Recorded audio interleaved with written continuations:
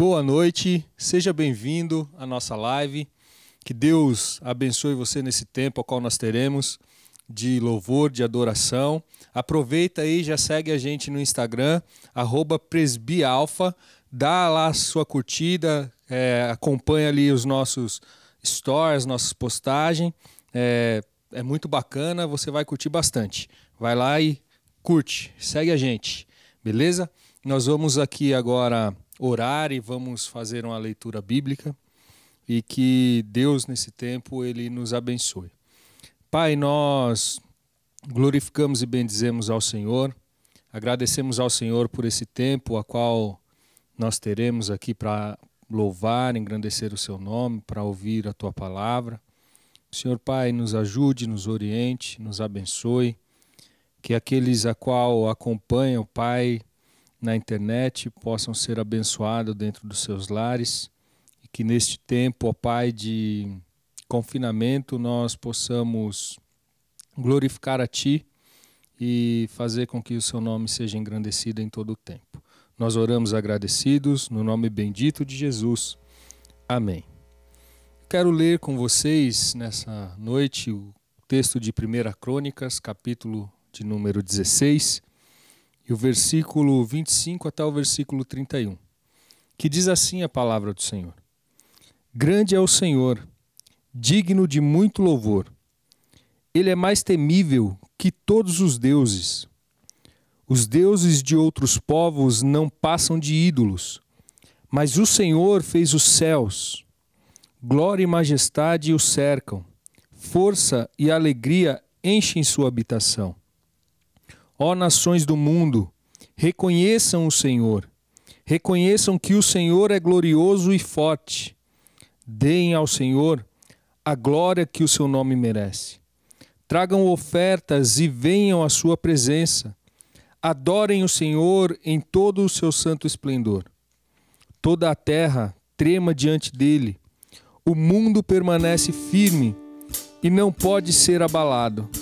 Alegrem-se os céus e exultem a terra. Digam entre as nações, o Senhor reina.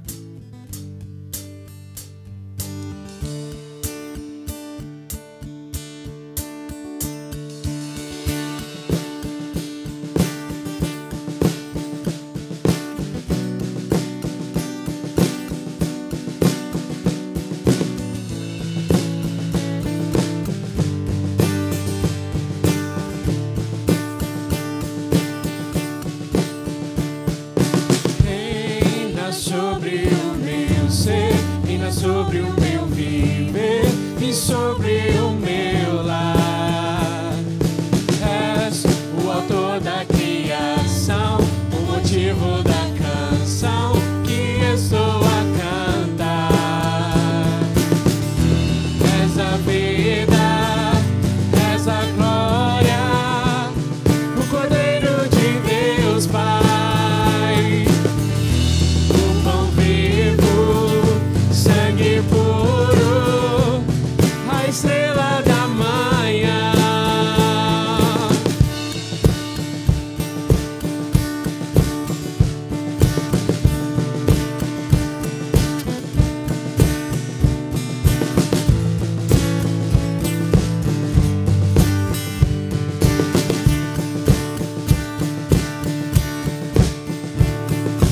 Reina sobre o meu ser, reina sobre o meu viver e sobre o meu lar.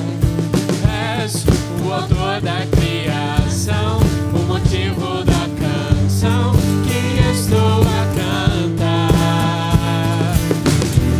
És a vida, és a glória, o Cordeiro de Deus Pai. O pão vivo, sangue puro, a estrela da manhã. És digno de glória e de louvor, Cordeiro bendito do Senhor. És digno de glória e de louvor, Cordeiro bendito do Senhor.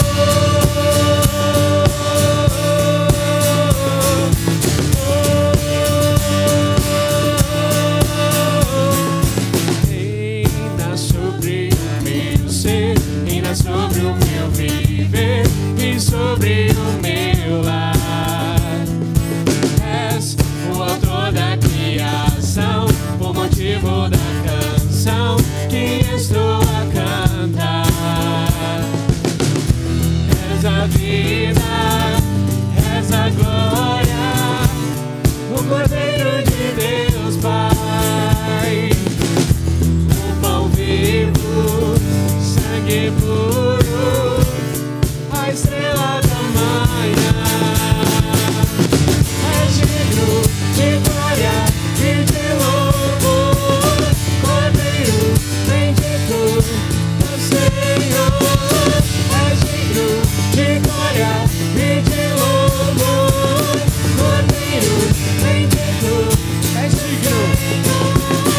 És digno de glória e de louvor, Cordeiro bendito do Senhor. És digno de glória e de louvor, Cordeiro bendito do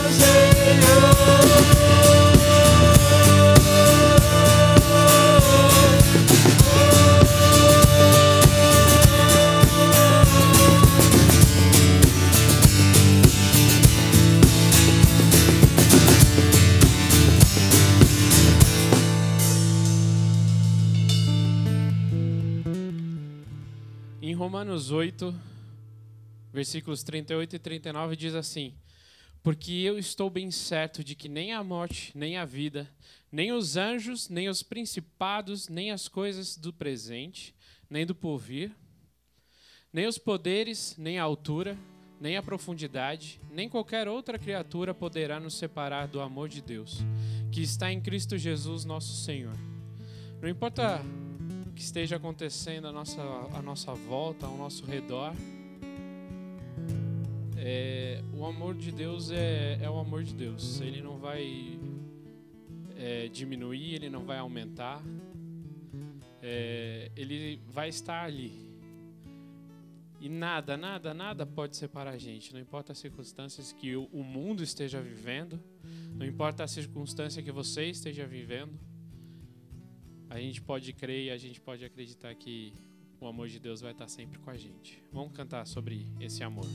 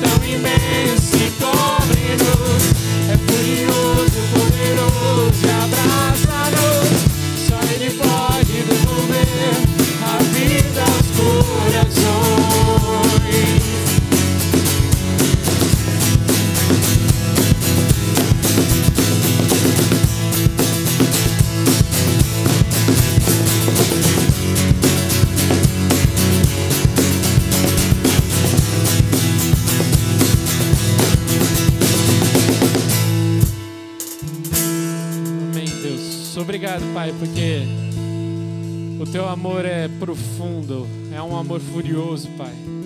É um amor que não diminui, é um amor que não aumenta, Pai. Obrigado, Deus, porque o Senhor nos ama incondicionalmente, Pai. O Senhor nos ama, nos aceita, Pai. E que esse amor possa nos constranger, Deus, a tal ponto, Deus, que a gente possa estar cada vez mais parecidos contigo, Pai. Que a gente possa deixar nosso velho homem, Deus, e que possamos ser servos e seguidores de Ti, Deus. É em nome de Jesus que eu te peço e te agradeço. Amém. Que alegria podermos juntos encontrarmos aqui para adorar esse nome maravilhoso, para adorar o amor do nosso Jesus Cristo. Realmente é Ele que nos entrega esse amor do Pai, é Ele que nos faz compreender a vontade do nosso Pai. E nessa noite eu quero convidar você para olhar para a história do nascimento de Jesus e pensar comigo no Evangelho de Mateus, no versículo 18 até o 25. O Evangelho de Mateus começa com uma grande genealogia, uma genealogia que apresenta aí 14 gerações, e logo depois ele vai descrever um pouquinho do nascimento de Jesus, e eu quero pensar exatamente com você acerca desse tema, diante da palavra do Senhor. Mateus capítulo 1, versículo 18 nos diz: Foi assim que nasceu Jesus Cristo. Maria, sua mãe, estava prometida para se casar com José. Antes do casamento, porém, ela engravidou pelo poder do Espírito Santo. José, seu noivo, era um homem justo e resolveu romper a união em segredo, pois não queria envergonhá-la com uma separação pública. Enquanto ele pensava nisso, um anjo do Senhor lhe apareceu em sonho e disse: José, filho de Davi, não tenha medo de receber Maria como esposa, pois a criança dentro dela foi concebida pelo Espírito Santo. Ela terá um filho, e você lhe dará o nome de Jesus, pois ele salvará seu povo dos seus pecados. Tudo isso aconteceu para cumprir o que o Senhor tinha dito por meio do profeta. Vejam, a virgem ficará grávida. Ela dará à luz a um filho e o chamarão Emanuel, que significa Deus conosco. Quando José acordou, fez com que o anjo do Senhor lhe havia ordenado e recebeu Maria como esposa. No entanto, não teve relações com ela até o menino nascer, e ele lhe deu o nome de Jesus. Eu quero pensar com você, porque a gente só olha para o nascimento de Jesus em determinadas épocas do ano, especialmente uma época do ano, onde a gente celebra o nascimento de Jesus, e você sabe que é o Natal. Mas, pensando um pouquinho fora de época, nós temos que pensar no nascimento de Jesus em todas as épocas, porque, de fato, é esse nascimento que faz com que a nossa fé seja verdadeira, porque Jesus Cristo é a encarnação do Filho de Deus. E quando a gente começa a olhar para esse texto e a meditar na palavra do Senhor, a gente vê aqui uma expressão que aparece: não tenha medo. Nós estamos vivendo, e isso faz parte da vida, lógico, tempos repetidos onde a gente sente medo. Provavelmente você já sentiu medo várias vezes, quando você era uma criança, quando você cresceu, se tornou um jovem, quando você começou a envelhecer. Cada um está em diferentes partes da vida, e nós hoje estamos falando para um público que é o público jovem. E geralmente a gente sai de um extremo do super-herói, que a gente acredita que nada vai acontecer com a gente, e a gente vive uma vida assim na adolescência, sem ter muito as consequências, sem medir muito o que vai acontecer se a gente fizer ou tiver um determinado tipo de atitude. E aí, quando a gente chega nesse momento que você está, um momento de juventude mesmo, a gente começa a pensar nas consequências, porque a gente é muito forçado em toda a nossa vida a pensar no futuro. E chega nesse momento, a fatura começa a aparecer para a gente. O futuro começa a bater na nossa porta, porque a gente tem que tomar alguns passos, fazer algumas escolhas para saber exatamente o que a gente vai fazer, o que a gente vai estudar, onde a gente vai trabalhar. E isso tem um desdobramento muito imediato. E aí a gente começa a ver o futuro se aproximando e a vida ganhando um corpo mais adulto. E nesse momento eu quero pensar com você sobre essa ideia do medo. Porque a gente tem medo de ser feliz, sim. A gente tem muito medo de alguma coisa dar errado, fugir dos nossos planos. E a gente está vendo que, de fato, o que Provérbios 16 já fala há muito tempo. O coração do homem pode fazer plano, mas a resposta certa vem da boca do Senhor. Cada um de nós fez muitos planos nesse período. E agora, numa quarentena, num distanciamento social, no isolamento, a gente vê esses planos se desfazendo, ou pelo menos entrando no freezer, entrando na geladeira. E é interessante a gente ver que realmente a vida não para, mas o futuro começa a se distanciar de novo, quando o que a gente planejou não acontece. Mas não tenha medo, diz a palavra de Deus. É interessante que a mensagem do nascimento de Cristo trouxe para Zacarias, Maria, José e também os pastores muito medo, muita dúvida, muito temor do que iria acontecer. Não temas, Zacarias. Em Lucas, capítulo 1, versículo 13, a gente vê realmente a promessa aí e as diretrizes, as direções para o nascimento e criação de João Batista. Então, Zacarias pergunta, mas como que eu vou ter certeza que isso vai acontecer mesmo? Então, ele estava com medo. Não temas, Maria. Lucas, capítulo 1, versículo 30, também vai falar sobre isso. Não temas, José. Acabamos de ler. Mateus, capítulo 1, versículo 18 a 20, uma palavra específica para José. Não tema, pastor ou pastores. Lucas, capítulo 2, versículo 10. O anjo lhes disse, não tenham medo, eu trago boas notícias. O fato é que o inesperado provoca medo no nosso coração, na sua vida e na minha. Tudo estava indo muito bem com José. Eu não sei se você já teve esse momento na sua vida que tudo está indo muito bem, você até pensa, nossa, não vejo a hora, acho que de vez em quando aí vai aparecer um probleminha aqui, outro ali, porque está indo tudo muito bem, e quando as coisas vão bem, os problemas aparecem, uma hora ou outra. Tudo estava indo bem com José, ele estava noivo de uma jovem, a jovem dos seus sonhos, ele estava fazendo planos para o futuro com ela, mas de repente esses planos vão embora. O inesperado aparece, acontece, Maria está grávida, e rapidamente o mundo de José ele entra em colapso, e ele sente muito medo, ele tem medo do futuro. Porque, de novo, fugiu do seu plano, o plano A. Mas quem disse que o plano A é o plano de Deus? Eu quero dizer para você hoje, não tenha medo daquilo que você não consegue explicar. A gente tenta muito racionalizar as coisas dentro da nossa caixinha de pensamentos. Mas não tenha medo daquilo que você não consegue explicar. Viva e dependa de Deus. José começou a ficar com medo ali, achando que provavelmente a sua futura esposa havia sido infiel. José estava com medo dela ter talvez experimentado algum tipo de imoralidade com a sua sexualidade e por isso, lógico, engravidou. Mas ela, na verdade, estava cumprindo uma profecia bíblica. Aquela profecia que diz que da virgem nascerá o Messias, Isaías capítulo 7, versículo 14. Os temores de José estavam vendo pela frente uma vida de tragédia, mas Deus estava apontando para um cumprimento de uma profecia messiânica. Ele estava sendo uma resposta. Através de tudo aquilo que estava acontecendo com José e Maria, Deus estava dando uma resposta, o pai estava dando uma resposta com a chegada do filho. É interessante como, às vezes, a nossa perspectiva da vida é extremamente diferente da perspectiva de Deus. E como, às vezes, a gente pode questionar, inclusive, aquilo que Deus está fazendo, porque a gente entende que é diferente daquilo que a gente quer, ou daquilo que a gente estava idealizando, sonhando, projetando, prospectando. Então, é interessante a gente pensar que geralmente as nossas convicções sobre a vida e as coisas da vida, as circunstâncias da vida, são equivocadas. Lembra dos amigos de Jó? Eles fizeram exatamente isso, se equivocaram com as consequências da vida daquele homem de Deus chamado Jó. Mas o fato é que a gente sente medo, sim, a gente fica chocado, a gente fica decepcionado, às vezes até com Deus, mas calma, não tenha medo das coisas que você não consegue explicar. Confie no Senhor. Inclusive, quando se trata de julgar o outro, a gente é muito rápido, né? A gente não perde tempo nenhum.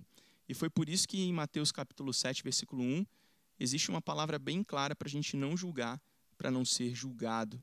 Porque com a medida que a gente julgar, essa medida será usada para também sermos julgados. Mas, de fato, as preocupações acontecem. José estava preocupado, José estava cheio de medo, mas Deus estava trabalhando nesse plano maravilhoso que ia envolver a vida de José e ia envolver a vida de Maria. Às vezes a gente fica deprimido porque a gente simplesmente decide não descansar na soberania de Deus. Então, para com isso. Comece a descansar na soberania de Deus para a sua vida. Ponto. Simples assim. Mas eu sei que é difícil desse jeito. Descansar é difícil, porque automaticamente você tem que dizer, eu não posso fazer nada, mas eu sei quem pode, então eu vou esperar. E a dinâmica do descanso, às vezes, coloca a gente num lugar que a gente não quer. Um lugar de espectador, porque a gente está vivendo um mundo que somos chamados a ser protagonista. Não existe outro protagonista no mundo, nem na sua vida, a não ser o Senhor. Isso é uma grande verdade que nós temos que aprender. José estava com medo porque ele não compreendia todos os fatos. E é isso que acontece. Quando você está vivendo um problema, uma circunstância, você não consegue ver todos os ângulos dela.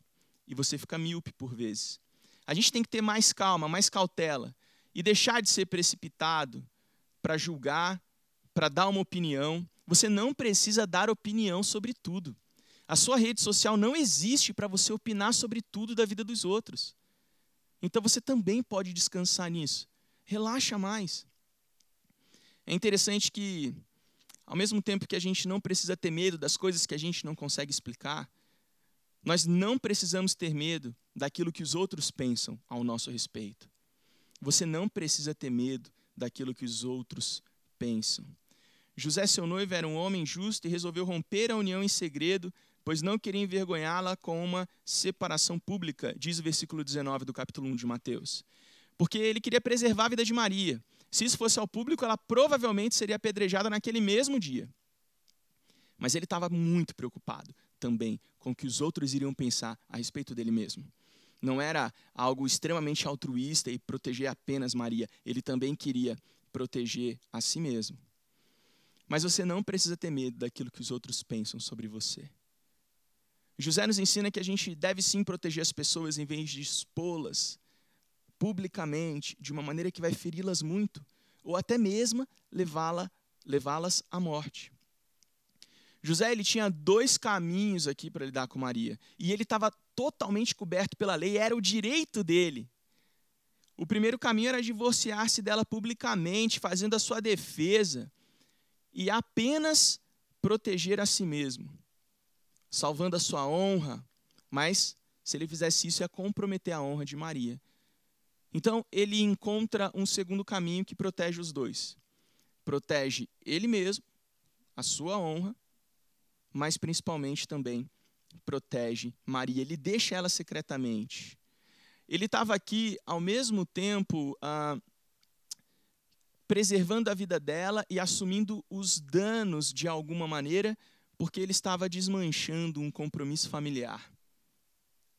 José, ele temeu muito, sentiu muito medo, porque ele permitiu que a opinião dos outros determinasse o seu futuro.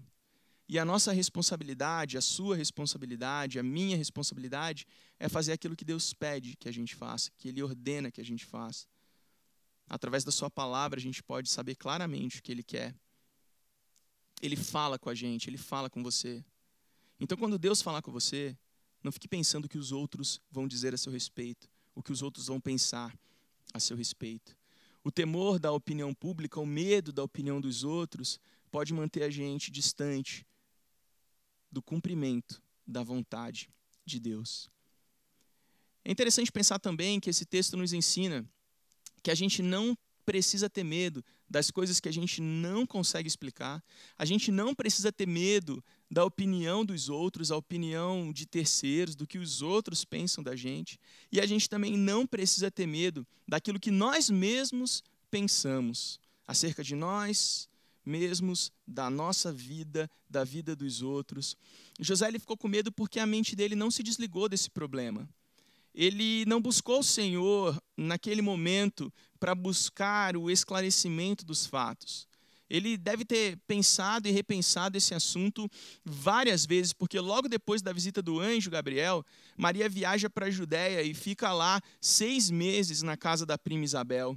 O texto nos dá a entender mais para frente que Maria guardou em silêncio o que aconteceu. José deve ter ficado extremamente angustiado. 6 meses, por que silêncio? Por que ela apareceu grávida? O que as pessoas vão pensar? A barriga dela deve estar crescendo. Como a gente vai lidar com isso? Como vai ficar a minha reputação? O que vão pensar dela? Como vai ficar a reputação dela? Eu acredito que dormir até fica meio difícil nesse momento. E às vezes a gente tem momentos da vida que a gente fica sem dormir. As coisas vão passando na nossa cabeça, a gente vai tentando encontrar resposta e a gente não consegue.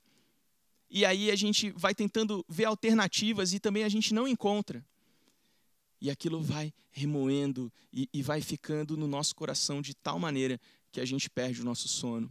A gente fica angustiado, a gente fica ansioso. A gente não consegue pensar direito. A gente fica confuso.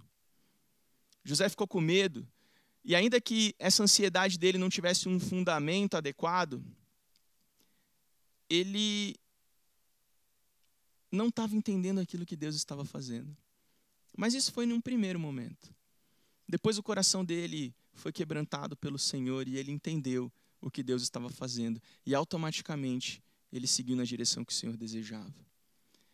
O texto nos diz de Mateus que o Emanuel, o Deus conosco, está chegando. Nesse momento, a virgem ficou grávida. Ela iria dar à luz aquele que seria o Deus conosco. O nascimento de Jesus já aconteceu. Nós já sabemos quem Ele é. A minha pergunta para você é: se Deus está conosco em Cristo Jesus e com o seu Santo Espírito, por que você ainda sente medo disso que você está vivendo, dessa circunstância que tira o seu sono? Por que você ainda sente medo? Muitos dos nossos medos não têm fundamento. São coisas da nossa cabeça, do nosso coração. Mas lembre-se que a vontade de Deus é boa, perfeita e agradável. Sobre que temas da sua vida hoje Deus precisa dizer para você: não tenha medo. Pense nisso agora. Saiba que Deus é poderoso para encontrar você, os seus medos, como Deus encontrou José também. E transformar tudo isso, transformar suas angústias em motivo de alegria, em motivo de gratidão, em motivo de festa, de celebração. Lance sobre o Senhor todas as suas ansiedades, porque Ele é que tem cuidado de você. A palavra de Deus remove todo o medo, porque o amor lança fora todo o medo, como lemos na primeira carta de João. O amor lança fora todo o medo. Lance sobre o Senhor agora, através de uma oração, toda a sua ansiedade.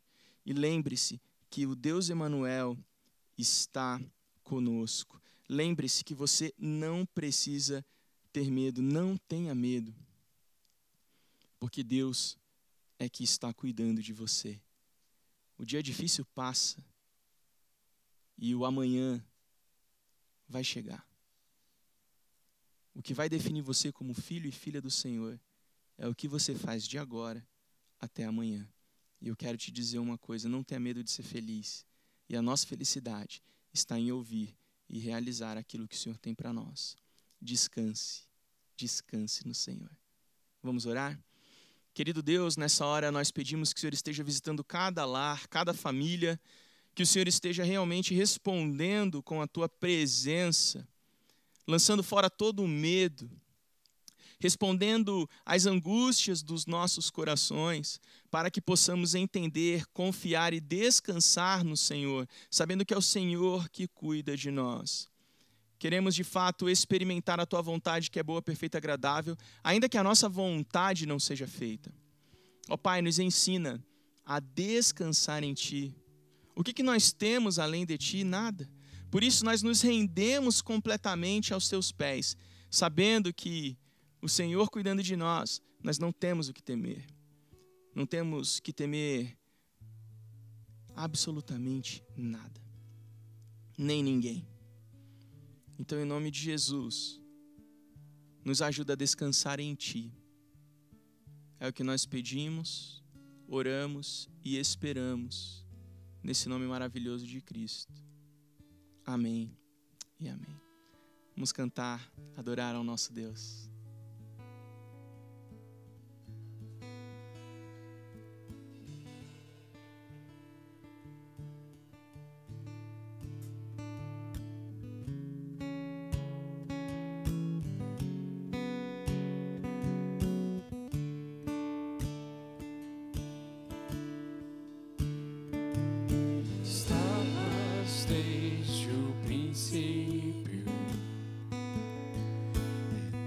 Tu és Senhor, criaste do nada a terra, me rendo a Ti.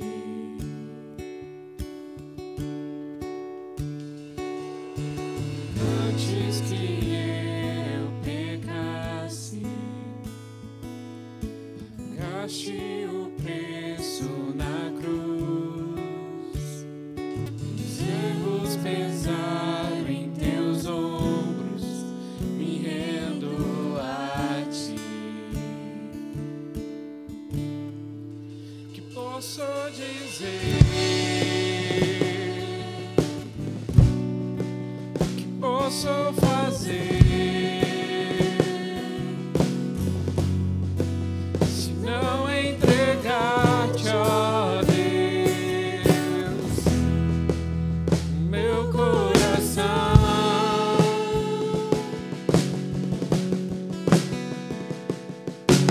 Na salvação caminho, Teu Espírito vive em mim. Declaro as Tuas promessas, me rendo a Ti. Posso dizer? Que posso fazer? Se não entregar-te, ó Deus, o meu coração. Que posso dizer? Que posso fazer? Se não entregar-te, ó Deus, o meu coração.